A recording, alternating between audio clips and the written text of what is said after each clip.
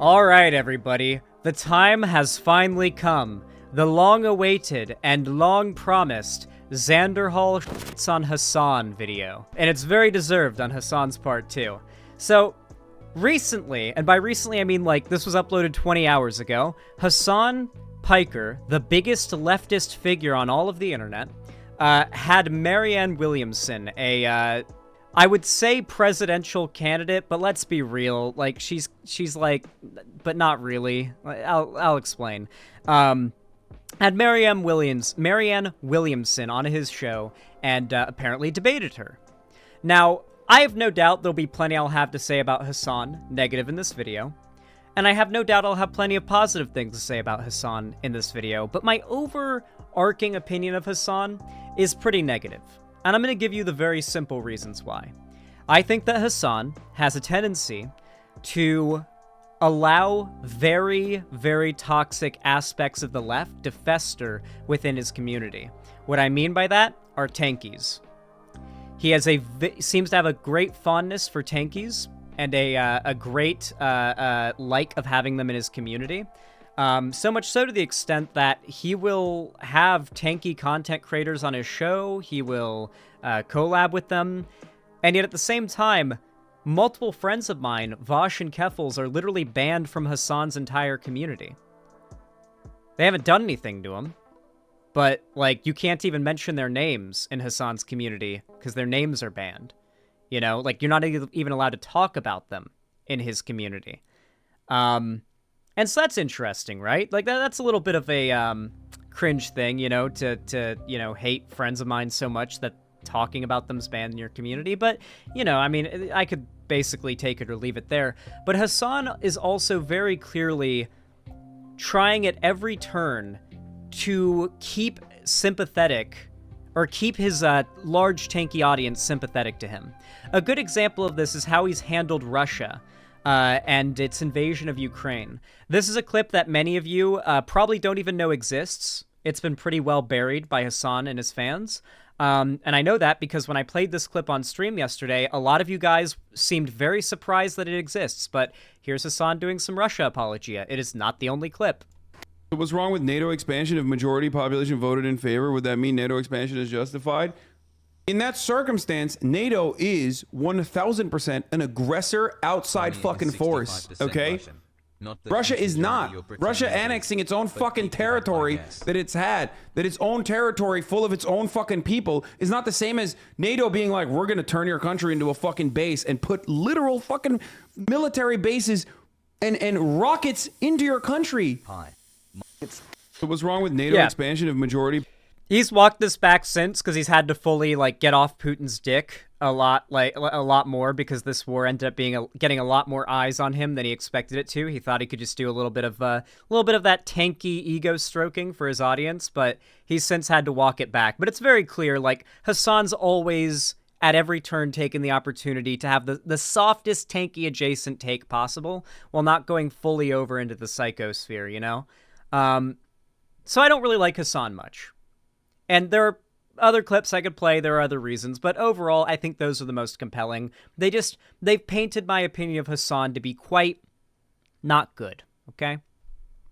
However, against Marianne Williamson, who he recently had on to debate, I must say I support Hassan over her. For those that don't know, Marianne Williamson is a political figure. She is running for president, though hasn't it not been exposed at this point that she's literally just running as like a book deal? Like, isn't it literally just her trying to raise publicity for her book she recently published or is about to publish?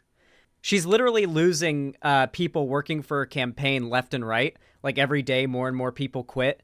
On top of that, she has absolutely zero chance of getting anywhere. Obviously, third parties have no chance of getting anywhere. Anybody who actually votes third party is taking votes away from Democrats and giving votes to Republicans effectively. As long as first past the post voting exists in this country, third parties will always be unviable. And it's unfortunate, but it's true. You are throwing away your vote if you vote third party. There are dumb fuck lefties that are voting for Marianne Williamson for some reason. And all they're doing is making it more likely the Republicans are actually able to seize more power. And when the Republicans do so, they'll say, see, voting doesn't matter. Meanwhile, they cast their ballot for somebody who doesn't, not have any, who didn't win, who didn't have any chance of winning. Anyway, yeah, I'm interested to see this debate. I don't know what they debated on. I know that apparently Russia came up and Hassan had to sort of like, the reason why I found out this exists is because I woke up this morning and I saw, isn't she a Democrat? Not third party, sorry. She's running against Biden in primary, right? She's effectively a third party candidate. Biden is going to be the Democratic nominee. And so there's like anybody who is trying to drum up a big fuss about like other candidates in the primary is doing nothing but distracting from the fact that Biden needs to win against Trump or DeSantis, probably Trump in 2024. Bernie knows this better than any. Bernie, who is in the background here, has already endorsed Biden. But before like primaries even started, Bernie outright said, I endorse Biden. Biden needs to win, and we need to put all of our effort into Biden in order to make sure Trump or DeSantis do not get another term in office. We need to keep Republicans out of office. Bernie isn't even bought into the delusion of like third parties or alternate primary candidates for the Democrat Party. Ladies and gentlemen, Marianne Williamson's in the building. Here you go. She's running for president on the Democratic ticket, and we have some questions. Okay. Yeah. The chat's already going crazy. All right, I'm going to be honest with you guys. I can't ever imagine making enough money that I would spend more money on water. When I buy water, I buy gallon jugs that I drink out of, or I buy cheap fucking water bottles. But then I see rich people drinking straight up water out of these like those like expensive nice bottles that are like, I don't even know how much they cost because I don't even bother to look at how much they cost because I know they're more expensive than the cheap water. I'm not expending more money on. How wealthy do you have to be, and how much do you need to want to show off your wealth to drink out of a bougie water bottle? Like I genuinely can't see myself even as a billionaire buying the expensive water. Crazy. They're very excited. Before we get started, I'm going to really quickly do this. Okay. All right.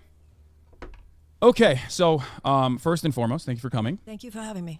This is probably the weirdest interview that you've ever conducted, I suspect, because, how often do you go to a random person's house and then sit in front of their weird background and talk to them? As you can see, everyone that's watching just like respond in real time. Have you ever done one of these before? Well, first of all, you're not a random weird person. Second of all, most of my adult life has been spent in Los Angeles, so this doesn't look that weird to me. Okay, good. The part about everybody on the thing, of course, is what it is. Yeah. That part. I will say, even though I know this whole thing is just to bring more attention to her campaign and her book, it is pretty cool that we're getting to the point where presidential candidates are coming onto Twitch streams.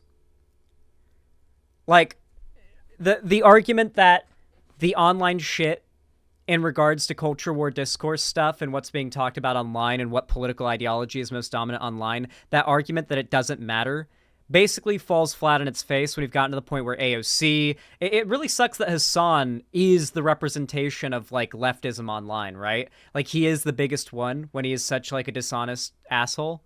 But, it's good to know at the very least that there is a recognition from mainstream politics that politics is basically exists online now, sadly. Marianne talked to Vosh first. When was that? I had no clue that happened. Did bro get used for publicity? Oh no. Listen, like you guys got to confirm for me, but like I've only heard bad things about Marianne Williamson. Like I'm coming into this somewhat unaware of her. I'm hoping to make my opinion of her like based off of what I see here, and I think my bullshit detector is pretty good. So I read a few articles about her, and they were all about how her campaign is failing, and she's losing members daily. 5 months ago. Okay, so this was a while ago. I wouldn't remember it. Okay. Yeah, every article that came up when I looked into it was just about how her campaign is falling flat right now. That part is definitely strange. You're in town. You're doing some media right now. Yes. I saw you not recently, but you a while back went on the Dave Rubin show to explain to him. That was here, wasn't it? Yeah, to explain to him important concepts such as systemic racism and how it exists. So that was pretty good. Apparently. Yeah, it's not even new to him. Hello. You can sit in here if you want, right there. Who cares if her campaign is failing? Did anyone expect it to succeed? I mean, obviously not, but my argument is I'm not making the argument that she's bad because her campaign's failing. That doesn't make her a bad candidate. I mean, it makes her a bad candidate, obviously, but it doesn't make her a bad candidate. Like, it doesn't make her bad, I should say. I've just only heard bad things about her. I've heard things like she's currently doing this just to raise attention for a book deal, that she's got, like, cringe positions on certain things, that she's only doing this for like personal gain. Like, I've yet to really like hear much about what she believes. IDK, I like Marianne because I agree with most of her politics and she's a debate broette. I don't trust any of your judgment about anybody. I need to be very clear. I have had you guys tell me every single time I've been right about every YouTuber that I've gone up against that I am wrong. Every time you guys tell me I'm wrong. I do not believe any of you or trust any of you and your judgment of content creators' humanity, okay? Like, many of you guys were Noah Samson fans and pushed back on me when I went after Noah Samson. FD Signifier fans, Jesse Gender fans, Hassan fans. I'm sorry, but like, you guys aren't good measures of character. Yeah, we can barely hear her. Okay, I'm gonna try to see if I can boost your gain here, but you can just like yell a little bit or get a little bit closer to the microphone. This is the best. And that's not like me shitting on you. I have developed through an unfortunate amount of negative experiences online a very good bullshit detector. Okay. You be glad you don't have my bullshit detector. It takes a lot of betrayal and being slighted and lied about to develop such a good bullshit detector. The fact that you don't have it like I do means you've lived a good life online. God, unfortunately. Anyway, today is probably going to be a little bit different than the normal interview that you get, in the normal interview that you do, but I'm sure it'll be fine. We can talk about like different trends in culture, especially considering that you have a lot of prominence on TikTok. You're all over TikTok. You're more on TikTok than I am, I would say. How do you feel about that? I feel seen and heard by young people, and I understand it, actually. My message to them has been that they're not even 20th century people, and they shouldn't live their lives at the effect of bad economic ideas left over from the 20th century. So I feel seen and heard by them, but I think that's because they feel seen and heard by me. Okay, that's cool. Let me see. Let's do this real quick. They don't have an institutional memory of a time ever in their lives when it felt like government was on their side. And they feel that government policy, understandably, they feel this way because it's fact, does more to thwart than to support their own dreams for self-actualization and living the lives they want to live. Okay, that's pretty cool. This is like a pretty basic, like, populist sentence. I think this is like saying young people feel disenfranchised by politics because they don't feel like any positive change is actually positively affecting their lives, but they feel all the negative change hitting them. It's not very big brain or anything, but I don't disagree. Do you? I mean, let's just start with why are you running? Like, what's your goal for running on the Democratic ticket? Well, somebody has to say certain things. This country needs to start over. We need to end an aberrational chapter of neoliberalism in this country. We need to repudiate the corporate tyranny that now owns our Congress, owns our government, and has its tentacles in every corner of our civilization. Sorry, guys, don't say based. This can mean different things, okay? So I've heard these same words come out of the mouth of Shoe on Head, okay? So this could be, I hate the Democratic establishment. I'm on the same road as like what was her name? The lady with the white streak in her hair. All the populists were simping for her in 2020 or 2019. Sorry. What was her name? Tulsi Gabbard. This is Tulsi Gabbard shit. I'm sorry, but what she's saying here, I'm not gonna say base to it. It's basic bitch shit.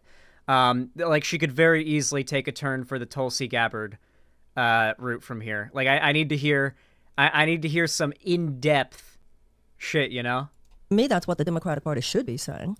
And if nobody's going to run for president saying it as a Democrat, I am.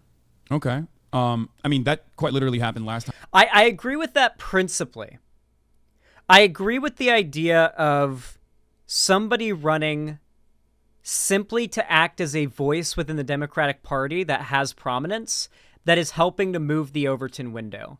But at the same time, this feels like such a fantasy. It's a thing a lot of people talk about, but doesn't really, like, physically happen. Like, look at Bernie, for example. A lot of people on the left talk about Bernie Sanders like he moved America over to the left, or he moved the Democratic Party super far to the left, but he didn't. Bernie Sanders failed to get the nomination, and you can say that he got fucked over, and there was some fuckery that happened, but regardless of the fuckery, chances are he would have lost fair and square every time. The fact is that a lot of Bernie's positions are just unironically too radical. For most Democrats, Democrat voters, the people. Like, most Americans who vote Democrat are not in favor of abolishing private health insurance and having all free healthcare. They're more in line with, like, Pete Buttigieg and Obama and Biden, with a more moderate, like, strong social security system there for people who can't afford healthcare. But also you can still, like, if you're middle class or above, you're still having to get insurance if you want, like, a quality of care that's up to par with what you would be expecting, right? Most American liberals are neolibs that are not in favor of, like, these crazy massive changes to what they consider to be the norm in order to see, massive overarching reform. I hate to say it, but to some extent, it takes time to move people over on that shit. As a matter of fact, I can bring up some polling on this specifically. Oh, this has actually changed since the election. Very slightly. But we're actually in a very slight majority now. A 54% majority of Democrats and Democratic leaners now favor a single national government program to provide a health insurance, up 44% from last year. COVID had a pretty positive impact. The problem is, though, don't celebrate too quickly yet, though. As much as I would like to celebrate with you guys, when you poll with more details added to the questions, that percentage goes down. I've looked at so typically the polls where you see a very high rate, even among Democrats, of favorability for a single payer healthcare system, the more vague the question is. If it's just, are you in favor of a single payer healthcare program where everybody would be able to blah, blah, blah, most Democrats, like 54%, vote in favor. Or would, like, vote in favor on those polls. But if you include the details of how it would be paid for, it drops massively. That's the big thing. When you include paid for by, and then you talk about the ways that taxes on the middle class would have to be affected, because the middle class would take a massive hit in increased taxes for a single payer healthcare plan to work. Bernie's plan would hit the middle class hardcore. So, like, yeah, it's just, once you include that, middle class Democrats are not in favor of it. They lean more for, like, Buttigieg's plan. So yeah, it's just, you guys need to keep that in mind, that the more aware of how much they're going to lose personally that these questionnaires include when they poll on these issues, the less likely even Democrat voters are to vote in favor of these good policies. However, they're stupid, because in the long run, paying more in taxes is actually worth it, because now you don't have to worry about a single emergency or medical issue bankrupting you. I've got tons of medical issues riddling my body right now that if I just could go to the doctor and have them dealt with and not have to pay for it, I'd do it. And my quality of life would be better. My productivity as a worker would be better, because I could stream more and upload more videos and do more stuff. It's just, across the board, it would be better in the long run, but on paper, you can't prove that. So even Democrat voters are a lot harder to push on this, which is why the best way to move them over on it isn't by distracting voters from voting for the guy that's actually going to be able to defeat the fascist running next year. With someone like Marianne Williamson, I think instead we should be investing our effort into just simply popularizing the knowledge that these systems would be better. I think that's way more effective than diverting attention, money, and resources from putting all of our power behind the guy who actually has a chance of beating the fascist in 2024 and not, virtue signaling how woke we are in this section of the left. I don't know. I feel like electoral politics is where we need to be really serious and be very electoral about it. And then we do this virtue signaling shit outside of the electoral side of things, There's a place to be serious and to make your vote count, and there's a place to make your voice count. Time around with Joe Brandon. And they're not the same place. And I guess 7 other candidates directly ran in opposition to Medicare for All at a time when this necessity was only being voiced by one candidate, Bernie Sanders. Has your perspective on Medicare for All and its viability changed over the years? Yeah, I had a kind of amazing grace type of moment. Because last time I thought, well, Medicare, Medicaid, we can get there. And I did have a moment when I sort of got it. Yeah. I mean, we can absolutely afford Medicare for All. It would literally just require a pretty significant increase in taxes for the middle class, and especially the very, very wealthy people. It's not a matter of raise taxes to an insane amount on wealthy people. You would have to eliminate a ton of tax loopholes that aren't really loopholes, but how the system works. And if you break that particular way of how the system works, you're actually in many ways destroying rights to private property. The way that wealthy people hoard wealth in order to make it non-taxable is weird. They'll own it in ephemeral ways that are untaxable. They'll own it offshore in ways that are untaxable. It's just, we should have a wealth tax. I think a wealth tax would be better, right? A wealth tax would be a more fair way of doing it. But there'd be tons of tax fraud on the part of the super wealthy people. Who would really see the biggest brunt and effect of it, though, would be the middle class. People who are making $70,000 a year and up till you get to the wealth line, which is a lot of Americans. That area of people would basically be seeing a pretty substantial increase in their taxes. $60,000, $70,000 a year and up, you would see a pretty significant increase in your taxes. Sorry, 70,000 is middle class. The poverty line in the United States of America is $2,000 a year, I believe, isn't it? What's the U.S. poverty line?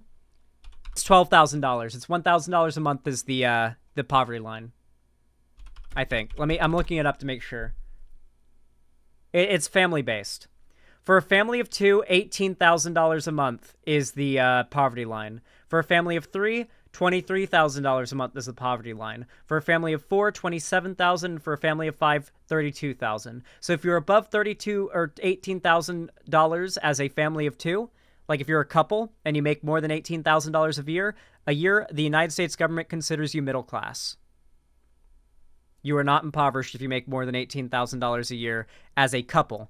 As a single person, particularly as a single guy, you have to make single-digit thousands a year to be considered impoverished. You have to be literally, we're literally talking working homeless to be considered impoverished in this country. You have to be homeless and working a job to make enough. Because if you're not, because other than that, you'd be on, unemployment. Yeah, so, yeah. We need Medicare for all. What was that for you? What was that moment of change? I don't actually remember it. I don't remember when it was. I don't remember if it was during the campaign or after. Forgive me, my phone is ringing. Don't worry, I just called Joe Biden Joe Brandon. This is not supposed to be a professional interview. Just don't show it to the camera. Make sure that it's okay. Yeah. I'm turning off my phone. So. Yeah. No, it's all good. Don't worry about it. It's just this is not supposed to be a professional interview by any means. This is the most professional I've been in a very long time, though. Why you're on good behavior? I'm being on my best behavior. Yes. So there was another guy who ran on a campaign of trying to improve turnout for younger voters, and unfortunately, he's sitting right there on a cutout, but unfortunately that didn't come to fruition. Do you have any other opinions on how to mobilize younger voters? Well, I have not made an effort to mobilize young voters. I'm grateful that they're responding, but I don't have any strategy like that. I'm seeking to tell the truth as I understand it. I want the American people of any age to have the option of a complete repudiation of this aberrational neoliberal chapter of American history. Okay, I'm sorry. Yeah, this is populist drivel. I already don't like her. I'm sorry. I know I had negative bias going in because all I'd heard about her was negative, but I'm hearing what she's saying right now, and my bullshit detector is blaring. This is all populist buzzword drivel. I like populism, though. Literally if you were old enough, you would have been a Tulsi Gabbard supporter. And then you would have cried and been like, who could have seen this coming when Tulsi Gabbard was revealed to be a grifting TERF, who's now on Fox News? You would have been so surprised. No, Zan, you're right. She's a grifter. Yeah, like, the first thing I heard about her was that it was revealed from, like, text or something that she was doing this to raise awareness about her book. So, like, I already had a pretty iffy opinion on her going in, but that could have been a rumor. But her very corporatized, scripted buzzword talk is pushing me more in that direction, too. We need to start over in this country. We need a new beginning. We need an emergency level transition from a dirty economy to a clean economy. We need to move from a war economy to a peace economy. And we need to push back against what is essentially a matrix of corporate tyranny. So to me, whether you're 80 years old or 18 years old, whether it's about the next 20 years of your life or the life of your grandchildren, it's about the state of our democracy and possibly the state of our humanity. Even the habitability of the planet could be at risk here. This is not a time to slow walk. It's not a time for incrementalism. It's not a time for endorsing someone that says the opposite of what I'm just saying because you think somehow the chess game of Washington. She's shit-talking Bernie Sanders right now for endorsing Biden against Trump. No, actually fuck her. No, she's bullshitting so hard. We'll help you get there. It's not time for any of that. And if none of them are going to say it, I am. And I think there's a point to that, too. They become locked in by the system. And I think it will take, and Cenk was saying that actually, it will take someone from outside, I think. Yeah. What kind of mechanism for change do you think is necessary here beyond just the bully pulpit? Because as the president, potentially, you will have a lot of powers. How do you... Not potentially. What do you think some of the greatest hurdles will be in undermining or completely rewriting a neoliberal organization of the economy? Well, first of all, every president, no matter who, is hoping for a House and Senate that is aligned with their thinking. So that will make a huge difference. But even if you don't, you do have the power of executive orders. You have the power of the appointments of heads of agencies. You can certainly get rid of the corporatists who head the agencies in too many cases, even if you can't quite bring in the problem solvers, depending on what they block and don't block. And you have the bully pulpit. And also, we all know that this needs to be an outside-inside strategy. So I think the revitalization of the labor movement, organized labor right now, is one of the biggest things going on. So one of the things they would really know that they had a partner in me, whether it has to do with beefing up the National Labor Relations Board, whether it has to do with the PRO Act. To me, that inside-outside elements would be fortified by our presidency. So you're interested in beefing up the NLRB and giving more power to workers so they can unionize. Yeah, absolutely. What do you think about the strikes that are currently going on all around us in Hollywood? I mean, you've spent... I was on the picket line the other day. Oh yeah, It's I great. saw. Yeah, that was great. Okay, that's pretty based. I appreciate that. What's your opinion on that as far as I like unions. what's going on with Of the course, well, there are two elements, and one element, of course, is the same with Starbucks. It's the same with Amazon. It's the same with the grad workers at certain schools, et cetera. And that's My problem is, so far, she said nothing that wouldn't come out of the mouth of Tulsi Gabbard a couple years ago. Like, it's just so weird, Like, I can sense it. I've got a very keen ear for these things. simply has to do with how baked into the cake it is that stockholders and CEOs and their stock dividends and their stock buybacks, this profound and really immoral transfer of wealth into the hands of a very tiny few, under the canard that they would create jobs. Of course, their business model is not job creation. Their business model is job elimination and worker exploitation. So it's very fantastic. The response of the first Gilded Age was its repudiation. I think it's extremely important. Now, in addition to that, when I would do interviews, and before SAG-AFTRA got in, and it was just the writers, they were talking about things like a writer used to be hired to stay for the duration of the development of the script, right? And then they started doing this thing where we only need you for scene 1 and scene 3. So then that writer has to go work somewhere else to see if there's a scene 2 or scene 4 that he can work on, or she. Of course, this is also to the denigration of the product itself. So that's, first of all, just the dignity and the living wage issue and the decency, all of that. We understand all of that. But with the SAG-AFTRA thing, this is this added element of AI. I mean, it's extraordinary. You could take that they make you sign away in perpetuity your image that they could use in another movie. No, it's terrible. And I think Fran Drescher is doing a bang-up job, and I think she's making it clear.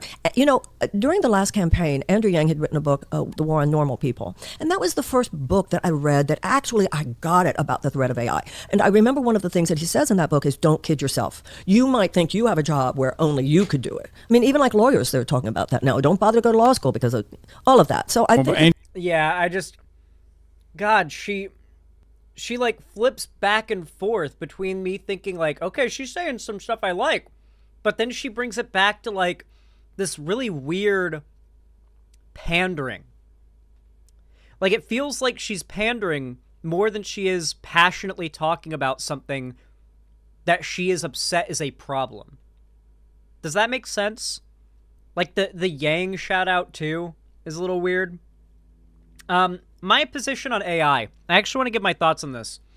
I am really worried about AI taking a lot of jobs, but one thing I think has been discounted to a degree is that I do think in the long run, AI taking a bunch of jobs will probably create a bunch more jobs in the long run. It's a bad issue, and people having a job in the first place should not be the determining factor as to whether or not they survive. That's like the core issue here. But if that's your main worry about AI, you like its utility, but you don't like its threat of taking people's livelihoods from them, I think in the long run we could see surprisingly positive shit come out of it. I mean, this has happened before. I swear I've read like some pretty damn good articles about this. I mean, I'll look into it if you like right now. If you guys, I'll debunk myself or reaffirm myself right now. Let's see. Oh, here's a good one actually. Okay, maybe I'm wrong. AI, a bigger threat than automation. I was talking about automation to millions of job seekers. I was throwing AI and automation in together because, you know, like having like AI automates tasks. So I just kind of brain farted and kind of melded those two things together. Automation in the long run does result in new jobs being created. I've looked into this a fair amount. There is worry in the short term, but in the long term, it's not as terrible as it may seem in the short term. That's my general point. It's still an issue, but it's not as bad as it's made out to be. AI, though, I do think that in the long run we could see new careers come out of AI proliferating the way that it is. I can't see us entering a world in which AI takes away the ability to work from, like, swaths of the American population. Like, America's pretty much over at this point. One of the things you have to remember as well is that for a country's economy to function, there have to be workers making money and spending money. So if all of the workers are being replaced by AI, that's going to hit the economy overall like way harder than you guys even know. And America's economy is the world's economy. It's going to hurt the world. It could literally be apocalyptic. And then you also have to consider that in a world where art is taken over by AI, human art will become a commodity. Not a commodity, but a more rare, valuable thing. In a world where art that just looks nice can just be created with like a sentence, art that has more meaning and abstractness to it, I think will actually gain more value because the knowledge that a person made it has a story and a meaning to it, and it isn't just generated by AI imagery, which you see thrown in your face all the time in the future, I imagine. That might lend more value to independent artists and freelancers in the future into their art because it's made by a person who has a passion for the art, not just typing some shit in, right?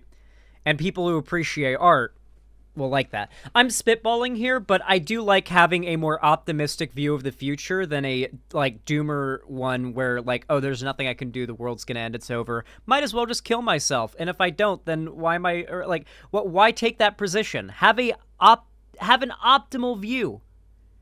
Be happy about the future.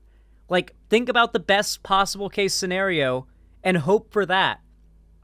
Don't be a doomer. Stop with this, like, suicide bait, like, doomer feel. Your depression doesn't need to be everybody else's problem, please. Yang's solutions were, not necessarily great, in my opinion. Definitely. That's not what I'm talking about here. Yeah. I'm just talking about the whole issue of AI. And I think, and fencing it in and realizing what a threat it represents. And not only to the issue of work, this could be bigger than that. So I think with SAG-AFTRA particularly adding the AI issue, it's important for all of it. And I think that what people are realizing, what I hope people are... She's right, by the way. What she's talking about right now, the example she's giving is a good example, and she is talking about a good, like, she's making sense. Realizing people need to realize is that don't think this doesn't apply to you if you don't work at Amazon. It doesn't apply to you if you're not a writer. It doesn't. Bad take this time. Fewer artists. What? See, this is why I'm different from Hassan. I filter the stupidity out of my community at my own detriment. But like the reason why that's stupid is because artists are not eliminated from existence by AI taking their job. Those artists still exist. They are still artists. There are not less artists, okay? What I was talking about was a future in which AI has taken over the industry of producing art on a commercial level. AI is used for all commercial art, like every logo, every brand pattern, all that shit. Movie posters, everything is made with AI. At that point, all artists would be relegated to being freelancers in this hypothetical future, and there might actually be more value in your average art consumer for freelancers' real art because it was made by an actual person. For example, I know a lot of people who still pay other people to make their OC drawings for their D&D characters despite the fact they could do it with AI for free. I know a lot of people who go out on Twitter and they commission artists for their D&D characters to have art. They just have booklets of art that they commission different artists for of their D&D characters. They drop hundreds of dollars a month on commissioned art for their D&D characters. I have friends who make that art that people commission. Freelancers, especially in the art world, have it pretty hard. And I can see how they would be scared by AI. But if you're looking for a reason to not be kept up at night with like paralyzing fear, I want you to think about the possibility of a future where art made by an actual human is even more valuable because it's unique and it's special. Because art made by humans will be a special thing. Apply to you if you're not a barista. It applies to all of us whose lives have become, which is the vast majority of us, whose lives are the effect of this vulture capitalism and what it has become in this country. Yeah. Speaking of Andrew Yang and unique candidates or outsiders, you yourself are an outsider. Outside what? Well, outside of the DC mouthpiece, corporate lobby System influence. as it is, status quo that has taken us to where we are. There's another person who claims to be, there's another person who claims to have outsider status, but of course is from like a political lineage family. I'm of course talking about RFK Jr. What are your thoughts on his campaign so far? There's one place where he and I agree, and it's the only place where I've found that we are. I've honestly paid no attention to the Democrat primaries, much like most of mainstream media hasn't, because it doesn't matter. Biden is going to be the nominee. Like, it's just, it's all for show. It's all virtue signaling. And, you know, you might even have some people that are running simply to like get their political career started. I don't feel like the sincerity is there with Marianne Williamson, but like, yeah, it's just RFK Jr. is insane. He claims to be an outsider. Interesting. Yeah, Biden's going to win. It's just like, it feels so pointless to focus so much attention on the primaries when they are literally going to be irrelevant in months from now, you know? Agree. We certainly agree on the issue of agency capture. And the marriage of, you know, government and corporate power and how basically that is a fascistic element. I certainly agree on that. On the other hand, I don't understand how that is married to his belief that, you know, as he says, he's a free market capitalism guy. I read the other day that RFK is anti-vax and insane. Okay. His prescription for how we're going to handle climate change is with the discipline of the free market. So yeah, Bobby and I have a very different view. Yeah, he went on. Okay, Marianne. That was actually a good criticism. I like that. Okay, so she seems to see climate change as a problem. Good. And she seems to see free market as one of the biggest issues with that problem. Like, we need to put restrictions on these big corporations. Okay. I mean, talk is talk, but, you know, that's all you can know before someone's been elected. Jordan Peterson's broadcast and agreed with him on that and said that, I mean, and Jordan Peterson is actually in the pocket of oil lobbyists and has channeled their misinformation in terms of climate change. Yep. And for Robert Kennedy to go there and agree with them is pretty egregious, especially when considering that he has a pretty long career of defending environmental rights, a lot longer than, I mean, I've been alive even. So Maybe react to Vosh's video, Democrats don't want a primary, this is a huge mistake. What take does Vosh have on this? Is he, like, pro there being, like, a pointless primary? I feel like he'd be in favor of it in the sense that he probably believes it helps to normalize certain positions, but, like, I don't feel like Bernie running in the Democratic primary popularized universal health care. I think everybody agreed these things were a problem. I think the effect Bernie had was that he was a meme. If Bernie was like a public figure on TV, I think the same effect would have happened.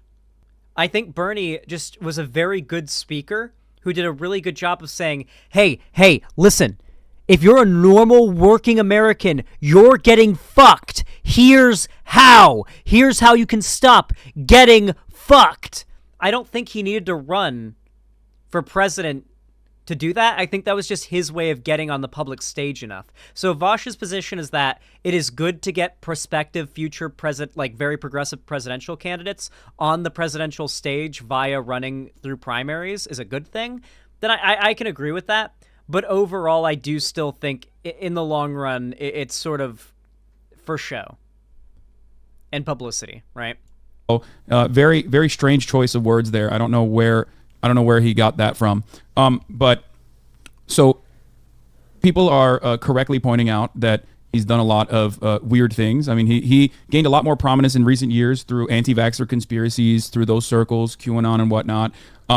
Didn't Marianne Williamson get outed too as a... Okay, you guys keep telling me she's been outed as a grifter. Can you guys link me, like, the evidence or the expose or a link about it or something?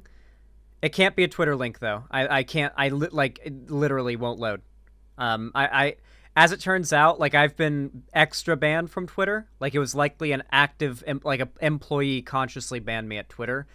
It wasn't, like, an auto mod type ban. So, yeah, I'm permanently rate limited. And my Twitter will never get reinstated. Also, AI couldn't make something like Cuphead where the animation is all squiggly because of the fact that each frame is drawn by hand. What did I do? I told a lolicon to KYS. A Nazi lolicon. A transphobic Nazi lolicon. I think AI could get there. AI is still very much developing. We're talking about technology that's, like, in the mainstream, like a year old, right? Like... ChatGPT and these other, like, art AI programs and shit are going to be pretty advanced in 5 years. Oh, yeah, I saw some articles about this. Apparently she has rage freakouts in the office. I can understand that. I used to have pretty bad problems controlling my anger, and I sometimes have anxiety attacks. But, like, we'll look into this. Candidate Marianne Williamson hit by claims of foaming spitting rage. Okay, that's a little bit much. Okay.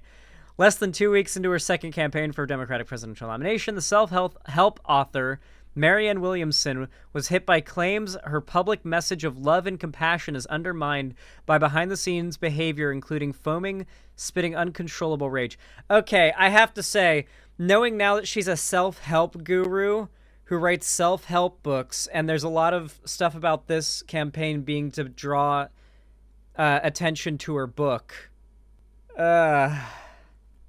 All 12 staffers, 12 ex-staffers, said Williamson would yell until people were brought to tears. Williamson called the description slanderous and categorically untrue. She denied ever throwing a phone at staffers, but acknowledged the car door incident, saying, "A car door is not a person." Okay. She could actually be like a ruthless businesswoman, like a Machiavellian, narcissistic, like, supervillain. That'd be fucking crazy, dude. Some of the writing that has been conducted on your campaign so far have also had a little bit of not necessarily claiming that you're an anti-vaxxer, but definitely there is some questions about that. What are your stances on vaccination? Well, the thing I do agree on is that I don't think pharmaceutical companies... Listen, I don't think that insurance companies should be dominating our whether or not we have health insurance. I don't think pharmaceutical... The fucking redirect, the pivot.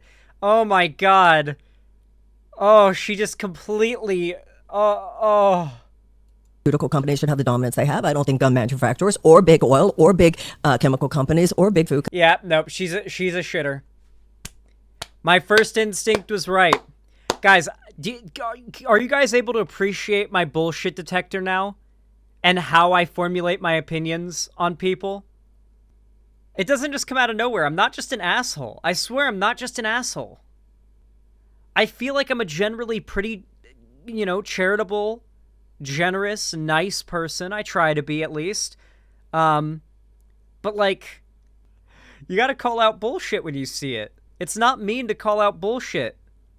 companies or defense contractors should be dominating our policies. I think too often, obviously, the profits of pharmaceutical companies are placed before the actual health and well-being of the American people. In no other advanced democracy do they lack universal health care. So you take the top 5 pharmaceutical companies last year alone, and their profit was $80 billion. Meanwhile, we have people So, I'm gonna be honest. Knowing that this is the shit Shoe-on-Head says about the vaccines publicly, and knowing privately she's unvaccinated and a full-on anti-vaxxer, I hear this and I know this is like, I'm too scared to admit I'm anti-vax speak. That's what I hear. Oh wait, you guys didn't know? Hold on.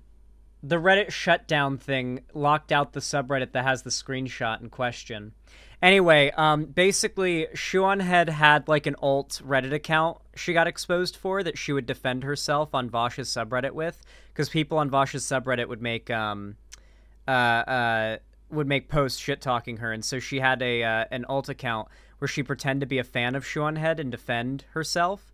But then people through some means were able to confirm it was her. I think it was like some screenshots of her admitting it was her, like in Discord or something. And in one of those posts, she admitted to being anti-vax. It was, yeah, and to not being vaccinated. Their insulin in this country. We have people who are putting GoFundMe pages on the internet to pay for life-saving operations for themselves and their loved ones. So no, I'm not a big fan. I mean, obviously there's profit and then there's profiteering, and I believe that there's a lot of profit. Yeah, this rings those same populist, like Nazgul wormhole bells. Supporting evidence. Oh yeah, okay. So she's been more mask off. Oh no, this was before. So that's her denying the efficacy of the vaccines. Hearing going on the part of Big Pharma, and I think there's a healthy skepticism that all of us should have. But in terms of vaccine science, it feels like, to me at least, and I'm the layman, I'm not very intelligent, it seems like the people that are supposed to be ensuring that every single person is inoculated have...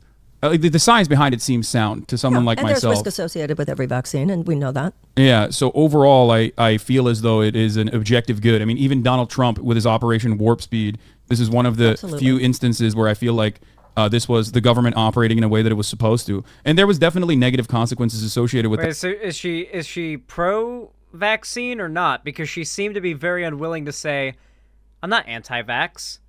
I'm like, she could literally just said, I'm not anti-vax, I'm pro-vaccine, I just don't like Big Pharma, and gone on this field she went on instead of saying whether or not she was pro-vax or not. Why'd it take Hassan asking again for her to say, oh yeah, I'm in favor of people getting vaccinated, it seems they cause more harm than good, but there are definitely side effects. The side effects I got from the COVID vaccine, by the way, were like, I was sick in bed for a couple days, and then I was fine. And I felt great. A day and a half later.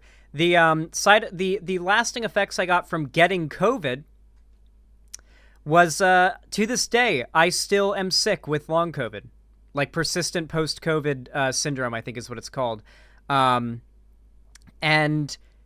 it basically goes up and down. Where some days I'm so sick I literally could not even think about streaming because inhaling makes my whole chest hurt, and I'm just sick in many different types of ways that I won't go into detail about.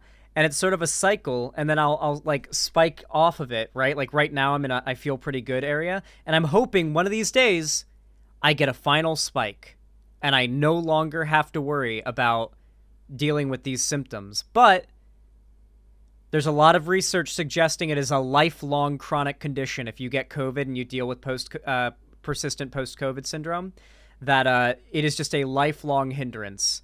And to give you an idea, those spikes happen like less than weekly. Like more often than weekly, I should say. So it's like, you want to travel out of the country for a week, you better hope you're next to the airplane toilet on that flight. Good luck, buddy. Like it could legitimately be like an entire life ruiner to have ever gotten COVID. So yeah. Not having a great time, guys. Not having a great time. But that wasn't necessarily vaccine injuries, but more so not allowing this vaccine IP to reach, Poor countries. poorer countries, Yeah, all of shutting that off. Bill Gates got a lot of criticism, and people said, "Oh, he's trying to chip people," all the way, ranging from conspiracies all the way to like 5G waves, killing people or whatever. But the real thing that people should I have COVID right now. After 4 shots, I basically live on the toilet. That's the unfortunate thing about it, is that like anti-vaxxers will jump on. You can get vaccinated a million times over and wear masks and do everything you can reasonably possibly do. But unless, if you have to stop doing lockdowns and go out into public and interact with people, you're eventually going to catch COVID. That's the sad truth of it. COVID's not going anywhere. Not enough people decided to get vaccinated early to kill it off. We didn't quarantine this country. The world will have to deal with COVID probably for the foreseeable future. And if you haven't gotten COVID yet, you probably will. And I think we're going to see hundreds and hundreds and hundreds and hundreds of millions of people with severe immunocompromisation and other post-COVID symptoms that are going to have their entire quality of life ruined. And we're going to have to see a pretty massive veer in medical research attention towards dealing with the fact that a large portion of this of the population of the world is literally just fucked over. The post-COVID syndrome, it wavers in severity, by the way. So for some people like me, it's as simple as like some days I'm just really fucking sick for no reason, and it's like clockwork. Well, on the other hand, it can be as bad as it is for Physics Girl right now, who we got. This is how she is right now after about 7 months of being in this condition. She's getting a little better by the looks of things, as in she doesn't need to wear, she can sit up a little bit, she can talk now, and she doesn't need to wear a mask over her eyes. This is a big YouTuber who got COVID last year. So she's got the worst form of what I'm dealing with. I'm so lucky not to be where she is right now. Yeah, and if we just let it, well, your skin's looking better overall each time. Look at that. This is way more severe than what I have. That's pretty much it.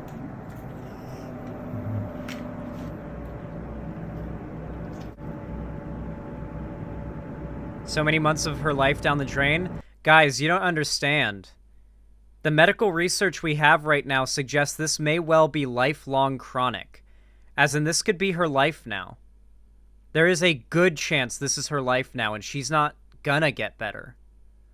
I hope that she does, but the research suggests right now that people who deal with symptoms after recovering from COVID are likely to deal with those symptoms chronically because it's caused by permanent damage COVID did to your body when you had it. COVID does serious neurological damage to your body, and we don't know whether or not your body is capable of healing that neurological damage. I took some... I think you guys could tell the neurological damage I took from having COVID by watching my streams. From the level of ready to jump down people's throat I was for a while after having COVID, to my fogginess and fuzziness when speaking. I still to this day I get the brain fog.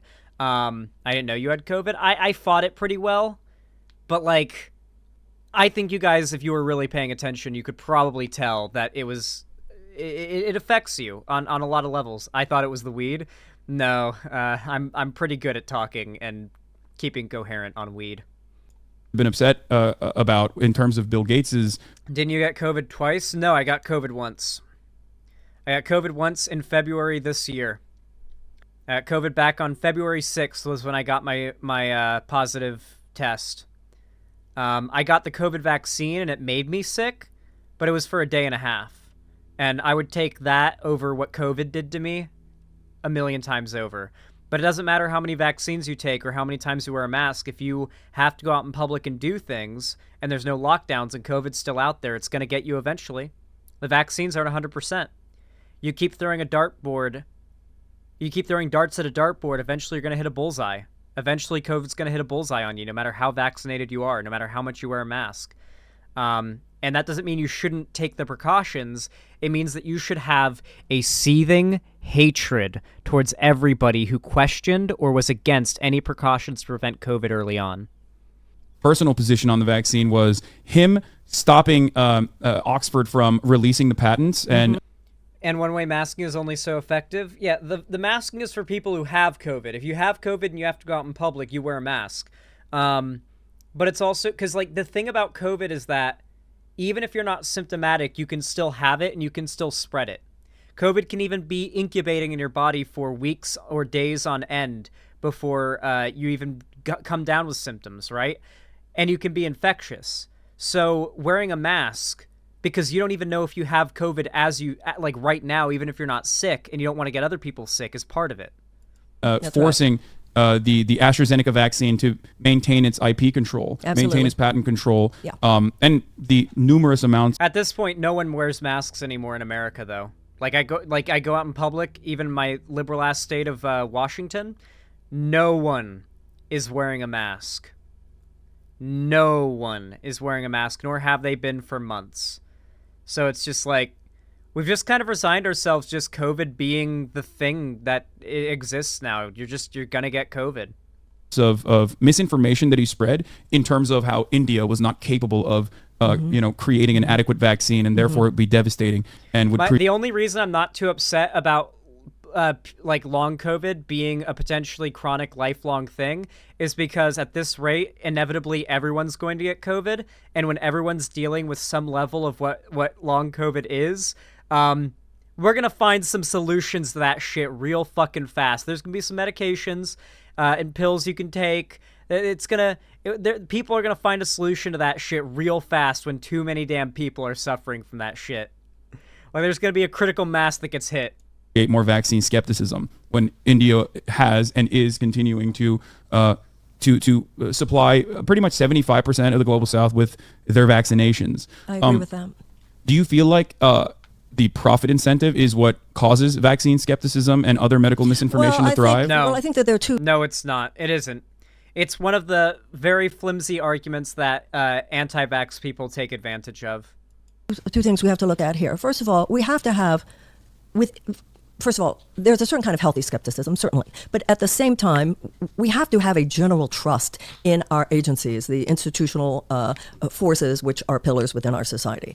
We have gotten to the point now where the skepticism has become cynicism, and it is too much. The system is too saturated because we have to have enough trust in these agencies. Now, whether it's the CIA or the CDC, it's sort of the same thing. It's like, do we trust you people? So we have to look at the fact with the CDC as well as others, to what extent did their behavior play a part in some of the distrust, not the unhealthy conspiratorial stuff, but some of the I healthy. can appreciate that even Hassan's chat is like torn. You've got like the hardcore dick riders that are going, yeah, Marianne Williamson for president. And then you've got the people that are just going,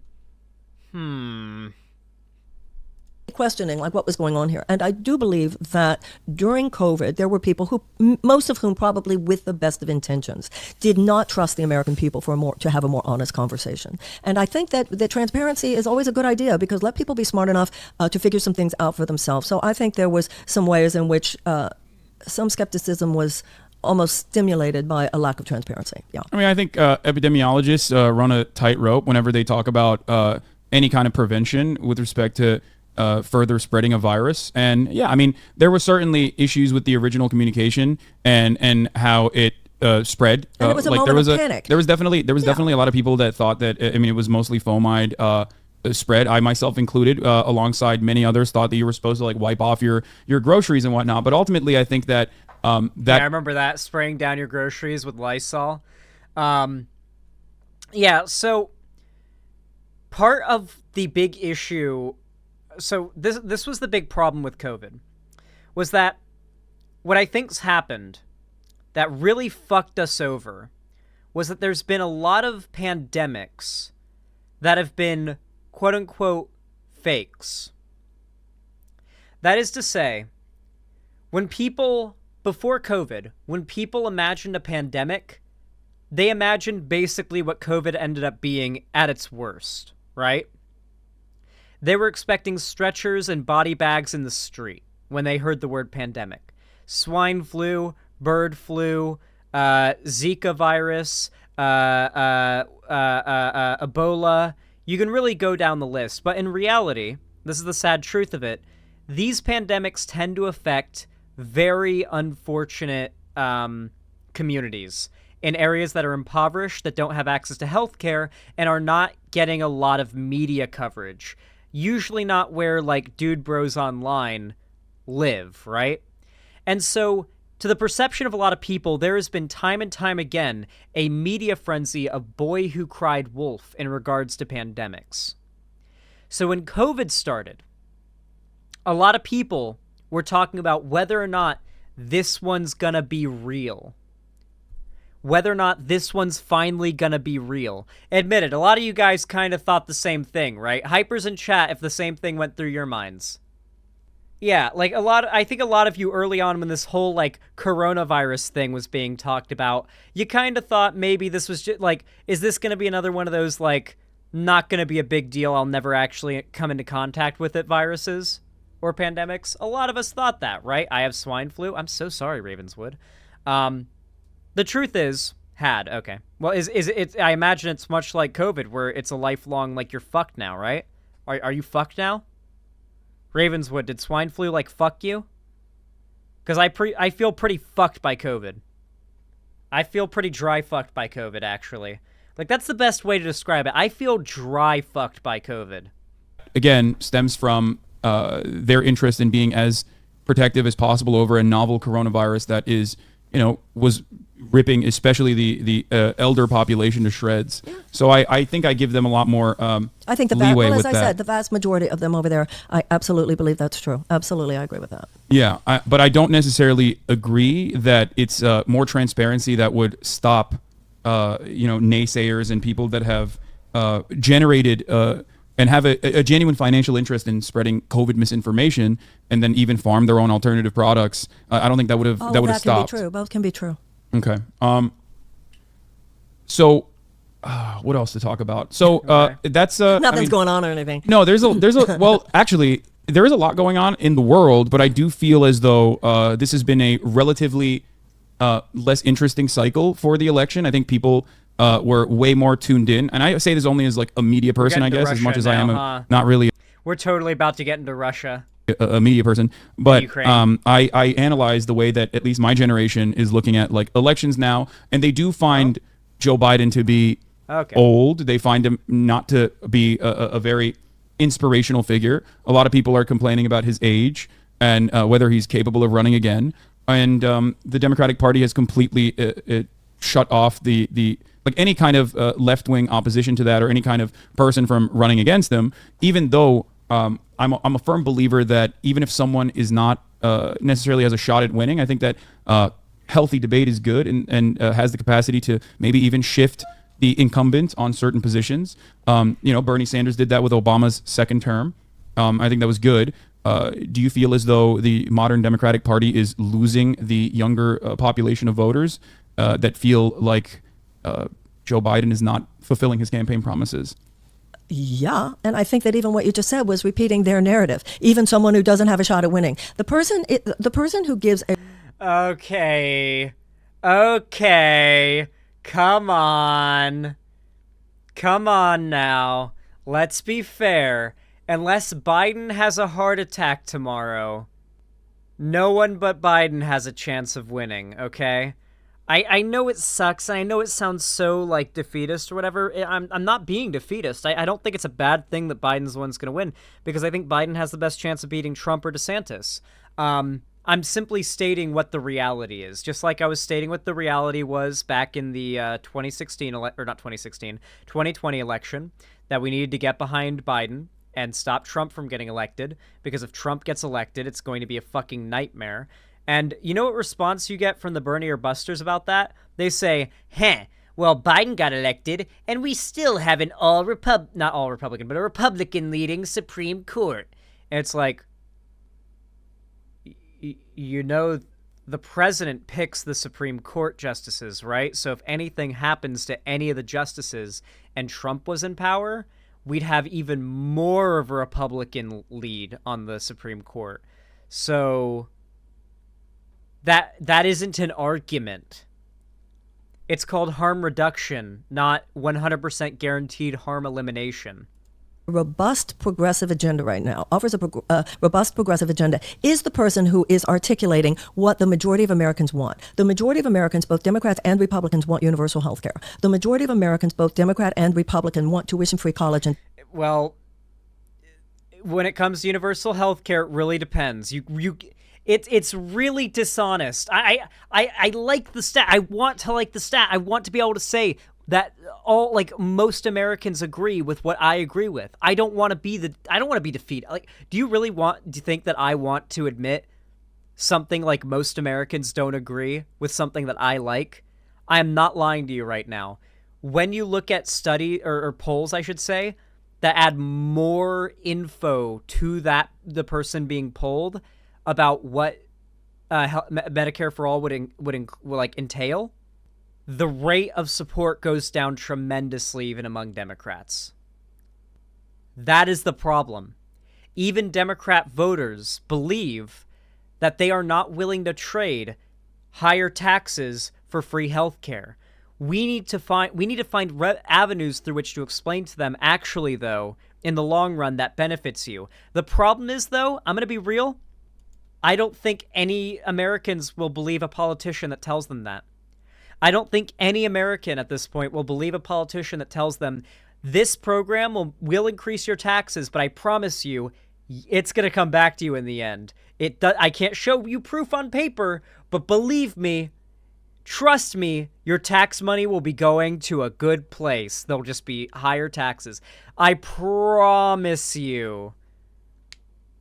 No More Premiums was doing good for Bernie.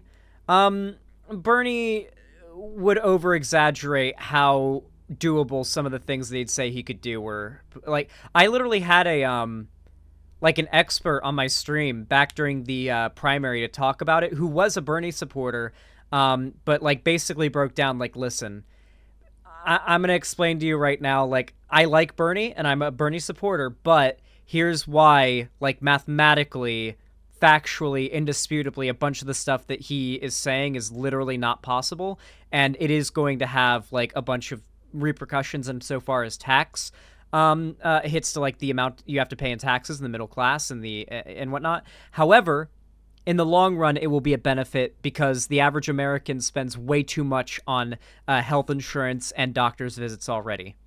And, you know, medical emergencies are bankrupting in America for a vast majority of Americans right now. So in the long run, it would be massively beneficial. But on paper, when you more inform people in those polls, the rate of...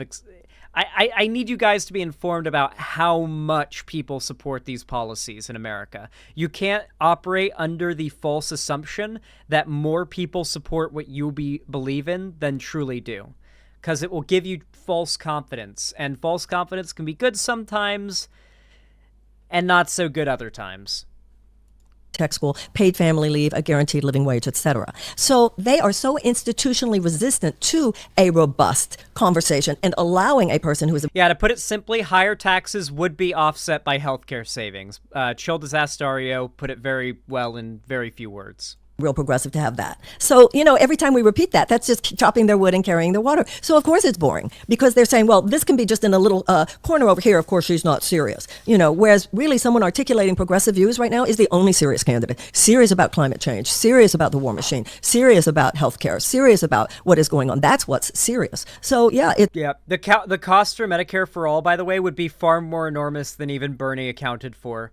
Bernie accounts for people who are currently considered to be dealing with health conditions, but there are a lot of people who are, like, completely under the radar insofar as what health care they need. So many Americans don't go to the doctor about what's wrong with them. So many Americans deal with chronic issues their whole life and never go to the doctor. And it's not even like known. It's not part of any statistic. The actual realistically like adjusting for like how many people in America aren't even accounted for, the cost of actually implementing like Medicare for all is enormous. Fucking enormous. It would cost an insane amount. It's boring because the real truth is being suppressed. But when I say the real conversation of what's actually happening in people's lives is being suppressed. But you know what it is? It's a fake boring. It's like when Martin Luther King talked about positive peace and negative peace. He said negative peace is where there's no outright conflict, but there's underlying tension.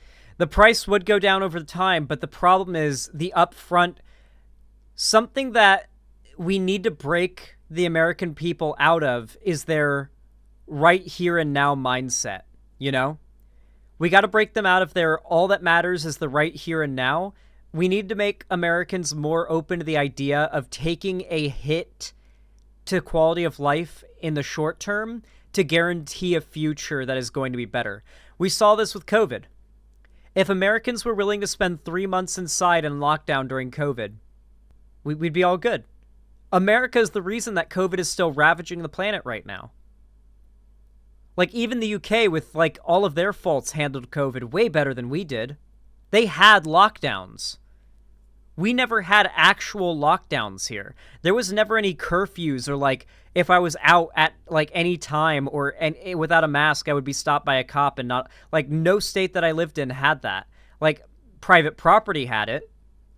Like, if you went on to, like, a business and they required masks, you had to wear a mask. But, like...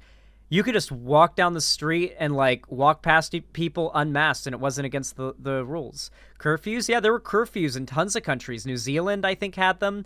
UK, I think Britain had curfews during COVID, at least for a few weeks. I may be wrong about that, but I'm pretty sure curfews were a thing in some countries during COVID. No? Am I dumb? I'm pretty sure there were curfews. Almost all of Europe had it. I can vouch for Greece. We had curfews in Quebec. Okay, wait, so I'm not delusional. Okay. I swear I heard about there being, like, hardcore super curfew, like, super lockdowns in many... I know China did it in certain places, and they eliminated COVID. Like, they eliminated COVID. New Zealand super eliminated COVID because they were willing to take, like, a month of like, we got to stay inside and kind of, you know, it not be all that good. But then we get to go outside and then there's no COVID after a month. And now to this day, there's like no COVID in New Zealand. Yeah, they locked down their borders and everything, yeah. And anxiety. You say it's boring, but that's just because underneath, what's rumbling underneath is people acquiescing, giving up, feeling numb, and this kind of emotional decline. And that's also... Australia handled COVID really well as well. Like, doesn't Australia have, like, 16 COVID deaths or something? Most countries, most developed nations that are not controlled by, like, right-wing fascists, at this moment have less than 1,000 COVID deaths. Like, New Zealand had, like, 2. Australia had, like, 16. America has, like... How many people died of COVID? Hold on. COVID death rate comparison chart by country. Okay, Belgium is the highest. As of... Oh, 2021. Never mind. Oh, yeah, here's as of May. Okay, there we go. The U.S. is currently well in the lead. Johns Hopkins University. The U.S. is currently well in the lead. Brazil...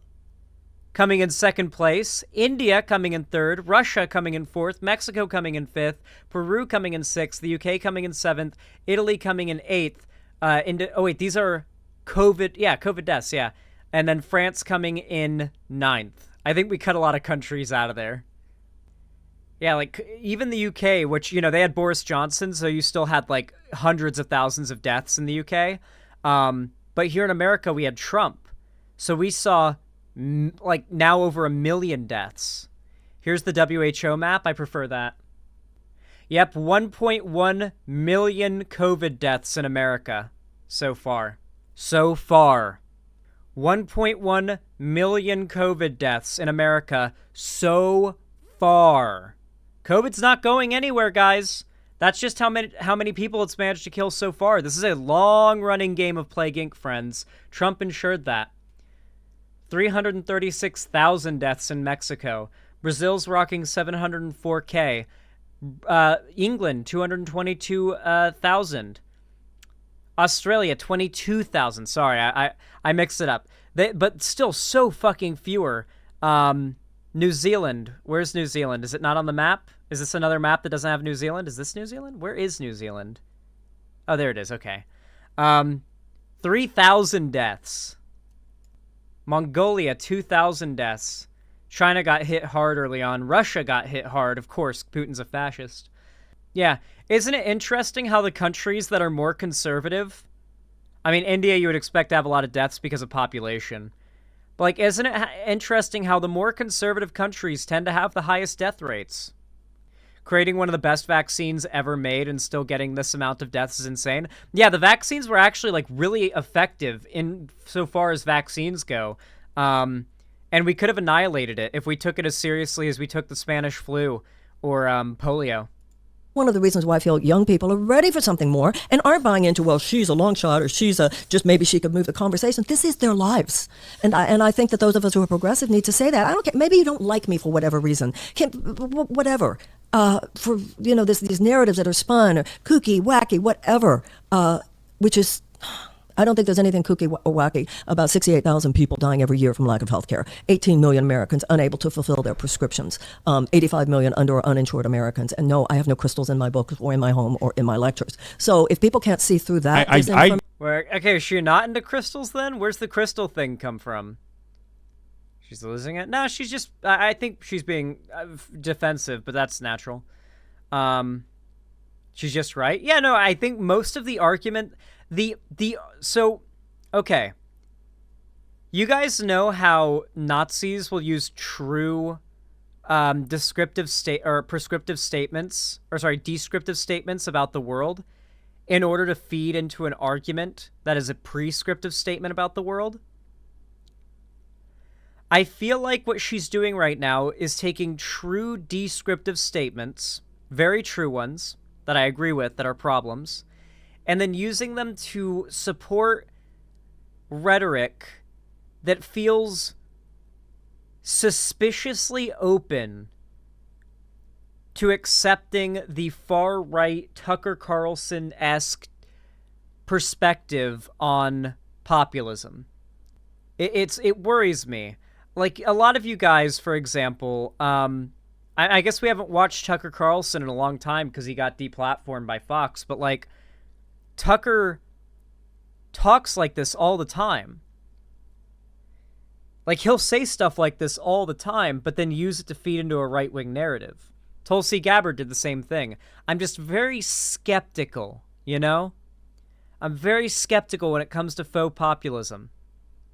I love crystals. I have. Good. I don't know where they're at. I wanted to ask you your opinion, but you're not. Kooky if you have them in your house. house. Sexism, that's why. Okay. I'm going to skip ahead to when they talk about Russia. I want to hear them talk about Russia. Playbook, which I'm sorry if this offends anyone. It started with Obama, and it's that the Democrats have perfected saying the right thing, saying what we want to hear. And it was just fine until you notice what they did. And then too many Democrats go, poor baby, he couldn't, and form excuses when it's something which if a Republican had done, we would have screamed bloody murder. And the president, and Kyrsten Sinema did not force the president to approve the Willow Project. And Joe Manchin did not force the president to not fire the parliamentarian, and so forth, and so forth, and I so agree. forth. Good. I want to hear the Russia thing. Biden to nominate as our Secretary of Defense a former board member at Raytheon. He's in there with it. I'm sorry. Okay, so there are many issues like that. The Biden administration. Okay, now they're doing some stuff that could be iffy. I don't like the military weapons production companies and corporations having their fingers in the government and our defense. But, like, at the same time, I don't think that's Biden's corruption or the Democrats' corruption. That's something that's more of an entire government issue, which applies to the Democrats, but I feel... I don't know. It just feels weird. It feels weird to try to take the thunder from Biden with such a bizarre insinuation, when, as she seems to admit, Donald Trump needs to be stopped. Or actually, I don't think she's even admitted that. I don't think she even wants to say our top priority should be stopping Donald Trump and the Republicans. That's what Bernie said, though, when Bernie endorsed Biden. Very serious conversation about term limits, because like you said, and as president, I would have some. What are your opinions on immigration and how Joe Biden has handled immigration? Administration would not be traumatized to our national consensus. Great. Okay, let's talk about some, we agree on a lot of stuff, but let's talk about some stuff that we might not necessarily agree on. So this is the part where it'll get a little bit trickier. Okay. A couple things. I have to address this, obviously. There have been a lot of, there's been a lot of writing in the media about possibly mistreatment of your campaign workers. So this is something that I'm sure you're aware of. Oh, yeah. Okay. Would you like to address what they've written and why they're writing this? Why they're writing it. Gee, I can't even imagine. That's number one. Figure it out. Number two, if you are in a court of law, there are the rights of the accused. Okay. If you're in a court of law, those who are accusing me, those who are saying she did this, she said that, would have to raise their right hand and under... 12 former staffers, though? 12 former staffers, though? That's a lot of people who all claim to be witnesses to events, multiple events that happened. That's 12 former staffers we read. And they were all witnesses to these stories. They all, backed up each other's version of what happened. They all seemed to tell the same story. Oath, swear to tell the truth, the whole truth, and nothing but the truth. And when they lob accusations at me, my counsel could cross-examine them, ask them some questions. My lawyer could look at certain evidence. Certain evidence could be shown to the judge and say, this is not legitimate, and the judge could decide. Could you imagine if I was getting canceled on Twitter for some shit that I was accused of, and my response was just to say, they're canceling me because they can't take me to court, because in the court of law there's a higher standard of evidence than the internet has. What? What is your response to the fact that 12 of your former staffers came out claiming that you're like a raging, belligerent, abusive, demon off camera who's brought multiple people in the campaign, in your campaign, multiple staffers to tears? Whether or not it was even shown to the jury. So I say that it's like the old Simon and Garfunkel song, I would not be convicted by a jury of my peers. Am I a perfect person? No. And in the last campaign... That is some Colleen Ballinger shit, okay? That was a Colleen Ballinger quote. I'm sorry, but dog, I'm sorry. I don't believe her. The toxic gossip train. I thought, okay, I would raise my voice. I said, God damn, fuck, shit. Not at people so much as damn. It happened. But this one and the stories on this campaign, There has been turnover, as far as I understand. Yeah, as far as and you know what? managers. Yeah, okay. So Ron DeSantis, big article about Ron DeSantis. And you know how his letting go of 6 people? Wait, just immediate. Wait, so I'm pretty sure Hassan was talking about the fact that a bunch of her staffers have been quitting, too. She lost another 6 staffers today, by the way. Literally today, 6 more staffers quit. Which just so happens to be the day she went on Hassan's stream and claimed what those 12 other staffers said was a lie. Interesting that 6 more staffers quit today from her campaign after she said this. That's interesting to consider, too. Was contextualized, man, he's a strong guy and he's redoing his campaign to make it right. When you look at some of the things that have been done by and said about me by former campaign people in the campaign, given what was true, would you have wanted them working in your campaign? And some people are really wonderful people who it wasn't right for them or wasn't right for us. We don't have $6 million. We don't have $35 million. So we have to be very focused on where the money can be spent. Okay.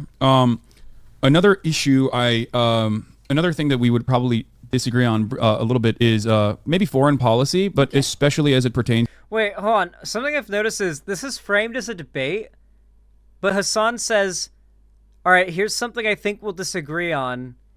And then she talks, and then he moves on to the next thing he thinks they'll disagree on. Where's the debate part? Where's the, like, arguing with her part? Where's the debate? Who is this lady? Lady running as in the primaries in the Democratic Party against Biden. She has no chance. It's not, like, you honestly, not even worth remembering her. You're not going to hear about her again after the primary. This is a debate? I haven't really heard much debate. It just sounds more like a convo. Like, Hassan just kind of moves on to the next topic as soon as she's given her take. To Israel. Okay. So Israel is America's greatest ally, according to both the Democratic Party and the Republican Party. What are we gonna I want to hear, in your own words, how you deviate away from the Democratic establishment on that front. Oh, okay, I do good, deviate. good. Okay. If we're talking deviating from the Democratic establishment, we're probably talking being pro-Palestine. From the Democratic establishment quite a bit. First of all, let me say I am Jewish and I am a lover of Israel. But there is a... Israel conceptually?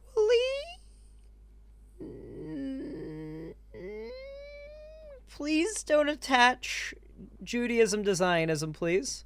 this point, the furthest right government that there has ever been in Israel. Okay. We're taking this in pieces, guys. We're taking it in pieces. We're going to let her talk, but we're taking it in pieces. The settlements are illegal. The occupation is illegal, and the blockade of Gaza is wrong. Now, Okay. that $3.8 billion. Just straight up. She was right. That is the kind of answers I want from her. So this makes me more suspicious of her other positions, though, like the anti-vax one. She just outright said what she said, like just outright. The settlements are illegal. The blockades are illegal. Like she doesn't say she was very straight to the point. Very straightforward with it. Why was she so flighty on some of those other questions? But based on Israel and Palestine, I mean, I can't fault her for that. That is just objectively the base position to have. In military aid, there is a memorandum of understanding. So that's there unless there is an act of Congress to pull that back until 2028. However, the president can, and as president... Thanks, Obama. Pardon? Yeah, thank you. That, as president, I would... absolutely, and could, by the way, the power would be given me to insist that money not in any way be used in a way that transgresses human rights as we stand for them or purport to stand for them, and as we should stand for them with any ally. So what are your boundaries as it pertains to Israel? Like, do you consider Israel to be an apartheid state, or is that a bridge too far? Do you think that criticisms of Israel from the likes of Rashida Tlaib and Ilhan Omar are wrong or inconsistent? Because this is something the Democratic Party, again, has claimed. They instead of addressing massacres happening in Jenin or anything of that nature, will turn around and seek to punish their own members in their own caucus, people that have, familial relationships of the oppressed people. I think that there are certain laws and certain rules in Israel which could legitimately be called apartheid laws. I do believe that it is legitimate that there be a safe haven for Jews. However, a country that is a safe haven for Jews should not be an unsafe place for others. And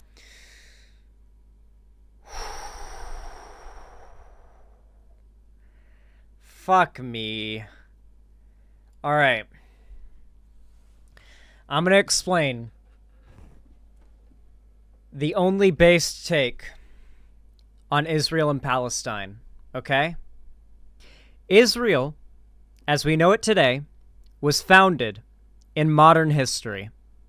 It was made because, at the core of it, Christians, conservative Christians, believe that God's chosen people have to reclaim the so-called Holy Land in order for a certain series of events to happen, for the rapture to occur, Jesus to return to earth, all of that. The core of why there is so much American support for Israel is based in fundamentalist Christianity. If you live in the South or you live around a lot of Christians, you'll know a lot of Christians like to visit Israel. Christians like to visit Israel because they actually, there's like a lot of Christian significance to the idea of the Jewish people having Israel. that land in particular, and the land that the Palestinians are on too. It's why they support and abide by more of the land being taken from the Palestinian people via imperialist means. Here's the thing, though. There is also the non-religious perspective. Israel, being our ally and being a very powerful military position, is very beneficial to us on the world stage. So there are two fronts in which militarily and religiously and ideologically, America is very prone to being pro-Israel, and Americans are very prone to being pro-Israel. Here's the issue with the concept of abolishing Israel. I don't necessarily agree with that. Much in the same way that I don't agree with, like, Professor Flowers' like, anti-decolonization thing, I don't agree with the idea of, like, destroying Israel or anything like that. Like, just dismantling it and telling everybody to go home. Because a lot of people's homes are Israel. Like, Israelis live in Israel. That's their home. A lot of them born there. A lot of them, like, that's their life, you know? You wouldn't want to, like, relocate them, force them to leave, and, like, destroy their life and everything like that, especially if they're just someone born there who literally hasn't known any other life than existing under the authoritarian right-wing regime that Israel's currently living under right now. So while I don't think Israel needs to, like, not exist, I'm fine with Israel as a country existing, I think that a lot of land needs to be given up. I think Israel should be something more like Vatican City. Vatican City is a country, and it is smaller than Central Park. Okay? I think that if we get, like, there is a lot of land that is currently held by Israel that are literally just Palestinian land as of, like, very recent history, that is just being taken. They're actively consuming land. So that needs to change, and it shouldn't be an ethno-state. Very well said, Kai Says Hi.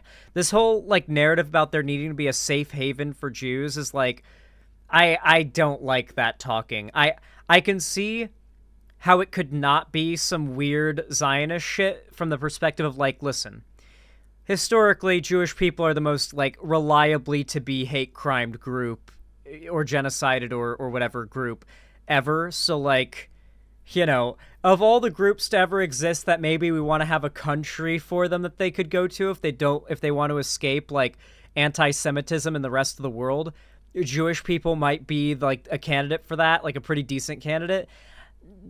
There might be an argument to be made there, but the ethno-nationalism, the imperialism, the far-right government, the extreme rigorous traditional adherence, I can't get behind it, you know? Those are I think Israel needs to see massive, overwhelming reform. That's my position on Israel. With the founding, the original ideal of Israel was that it would not be an unsafe. Yeah, you can't abolish Israel without essentially committing an ethnic cleansing. Good point. That's why I'm not in favor of, like, the people who say, yeah, abolish Israel. Israel shouldn't exist. It's like, well, okay, come on, let's chill a bit, you know? Like, I think there can still be a country of Israel. I think that Israel just needs to stop doing the bad shit. Like, let's make Israel do the good shit. Place for others. And unfortunately, they're actually moving backwards at this point. And sometimes you tell your friends the truth.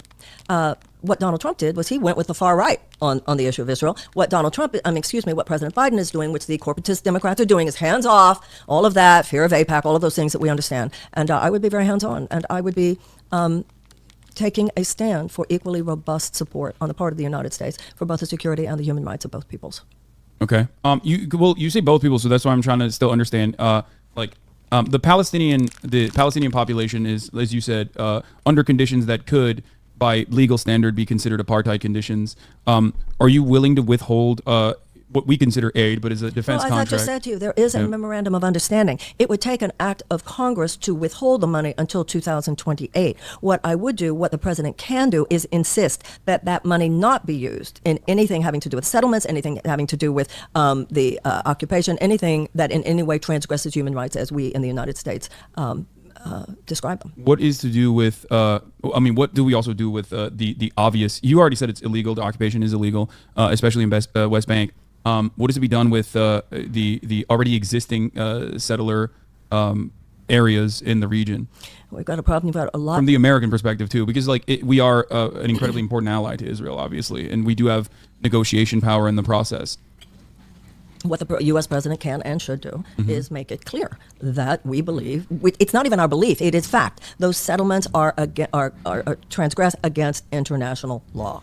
You know, it's interesting because when Obama was at Tel Aviv University, he did give a speech in which it was clear that he understood what was Law? What are you? A fucking liberal? I will say it is weird how she keeps saying illegal or against the law, which is a strong hit, right? Rather than morally reprehensible or something. But no, I'm not gonna like nitpick that deeply. I think I'm not gonna nitpick that deep. She's being very straightforward about her position on this issue. really going on there. What the problem was actually effectuating some of the views that he himself articulated. I know people. I know them in Israel and Palestine, and I know people here who do represent a next generation consciousness about that area. And I would gather them, and I would seek to harness that kind of consciousness here in the United States for an entirely new conversation, and I would make it clear the leadership of Israel would know, and I think the leadership among the Palestinians would know as well, that the United States stands for something which is far more enlightened and fair and just than what is occurring now. What do you think about our treatment of Cubans and Cuban population, Cuba as a country, and the embargo? You know, it's so interesting. Batista lost. There was a revolution. Castro won. Get over it. That was a long time ago. And I think that, you know, I lived through decades where the hold of Cubans were so resentful because Batista, they had power in Batista. It was like, enough already. Now they have younger generations. The Cuban embargo does seem pretty fucking pointless at this point. I could definitely do more research on this for sure, so take everything I say with a grain of salt because I'm very normie brained on this topic. But God, that embargo has been going on since before I was born. Like, literally, since before I was born. And I literally grew up in Florida. The amount of Cubans that I've met is insane. And it's like, yeah, we just have, like, they're right there and we have an embargo with them. Like, we have actively hostile general sentiment with that country's government. The Cuban Revolution and embargo predates civil rights well since before I was born, yeah. It's just, yeah. Why is the embargo even going on anymore? Is there, like, maybe there is some knowledge that I'll find upon further research that will be like, okay, there's actually some level of justification for the embargo continuing. That was kind of what I went through when I looked into why we were still in Afghanistan. But, like, I don't know. It seems really stupid and pointless, realistically, because any politician that went against it would look like they're soft on communism, and we can't have that. I guess so. Also, Cuban tobacco is the shit. Don't even like tobacco much, but the stuff they produce is so tasty. I want Cuban tobacco vapes. I don't even want to smoke Cuban cigars. I just want some Cuban tobacco vapes. Grandchildren and great-grandchildren. This embargo of Cuba is cruel. I think that a lot of Americans underestimate the violence of sanctions. The absolute violence and who they actually hurt. So once again, you know, this is an interesting area, isn't it? Obama began to open it up, then Trump closed it down, and this is one of the areas where we thought that Biden would reverse. Yeah. So no, open it up, let people travel, let people have economic relationships, live their lives, and be happy. Could you do you think if Castro successfully was able to create the glorious, beloved, godly super cow and, like, multiply them instead of just getting one, that would be a huge export. Like, we would have ended the embargo a long time ago just so we could buy some of those fucking cows. We need to watch the Salmonella video about Castro's cow. It was so fucking funny. It is pretty fucking hilarious that Castro was obsessed with eating dairy and, like, unironically worshipped cows for it. What? Wait, you guys don't know? All right, we're ending this segment. We're ending this segment with a palate cleanser of communist history. This is the kind of shit you don't learn from a Hassan stream. I guess it makes sense a lot of you guys don't know about this.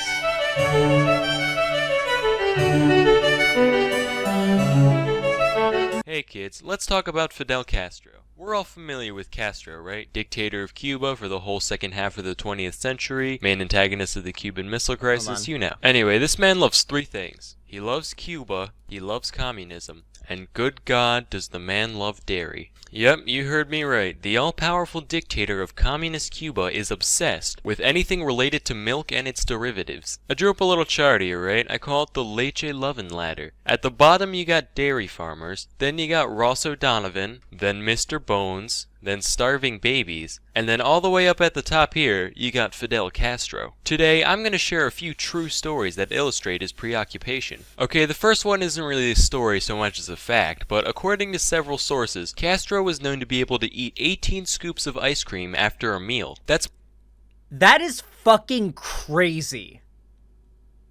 That is actually insane. Remember, after a fucking meal, Castro either never shat or shat constantly. I don't know which. Was he constantly constipated, or was he, like, able to propel around Cuba using his, like, projectile diarrhea?